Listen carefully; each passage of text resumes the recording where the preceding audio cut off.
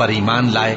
फिर जब उनको अल्लाह के रास्ते में कोई ईजा पहुंचती है तो लोगों के ईजा पहुंचाने को यूं समझते हैं जैसे अल्लाह का अजाब। और अगर तुम्हारे परवरदिगार की तरफ से मदद पहुंचे तो कहते हैं कि हम तो तुम्हारे साथ थे। क्या जो अहले आलम के सीनों में है अल्लाह उससे वाकिफ नहीं?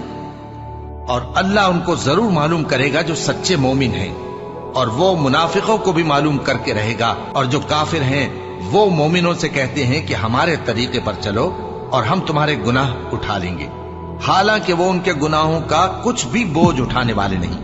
कुछ शक नहीं कि ये झूठे हैं और ये अपने बोझ भी उठाएंगे और अपने बोझों के साथ और लोगों के बोझ भी।